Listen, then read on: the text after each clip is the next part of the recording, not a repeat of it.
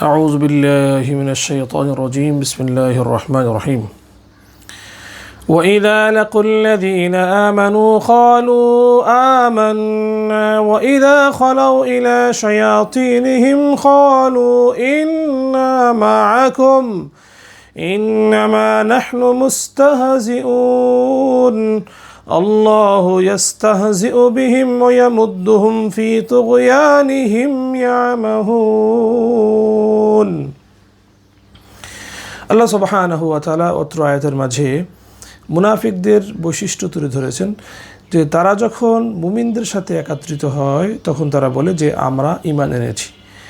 ওয়াইদা খলাউ ইলা শায়াতিনহিম, তারা যখন তাদের শয়তানদের সাথে মিলিত হয় অর্থাৎ কাফিরদের সাথে মিলিত হয় তখন তারা বলে ইন্না মাআকুম, আমরা তো তোমাদের সাথেই আছি। ইন্নামা নাহনু মুস্তাহজিউন, আমরা ঠাট্টা করছি মুমিনদের সাথে। তো এই আয়াতখানার বাস্তব প্রতিফলন আমরা এই যুগেও দেখতে পাই। রাসূলুল্লাহ সাল্লাল্লাহু আলাইহি ওয়াসাল্লামের জমানা থেকে মুনাফিকরা মুমিনদের সাথে বিদ্রোহ করে এসেছে, মুমিনদের বহু ক্ষতি করেছে, মুমিনদের পরাজয় করার জন্য তারা অনেক চেষ্টা সাধনা করেছে। তারা সবসময় কাফির মুশরিকদের সাথে সুসম্পর্ক বজায় রাখত এবং কিভাবে মুমিনদেরকে পরাভূত করা যায়, দুর্বল করা যায়, কাফের মুশরিকদের সাথে সেই গোপন বৈঠকে তারা সিদ্ধান্ত গ্রহণ করত। তাদের বৈশিষ্ট্য তুলে ধরে আল্লাহ পাক বলেছেন যে তারা কাফের মুশরিকদের সাথে সুসম্পর্ক বজায় রাখে এবং বাহ্যিকভাবে মুমিনদের সাথে তারা বলে যে আমরা ঈমান এনেছি। এই যুগে আমরা দেখি যে কাফের মুশরিকদের সাথে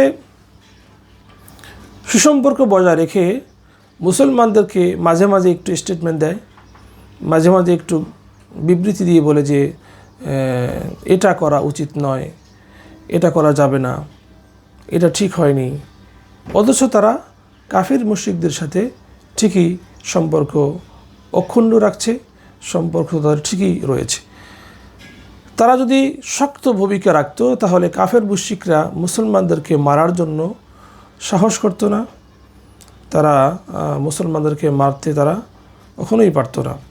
বরং এই মুনাফিকদের কারণে কাফের মুশরিকরা সুযোগ পেয়েছে, তারা মুসলমানদের উপরে চড়াও হচ্ছে এবং তারা মুসলমানদেরকে পরোয়া করছে না, যেহেতু তারা দেখতেছে যে তাদের সিংহভাগ মুসলমান তাদের সাথেই আছে।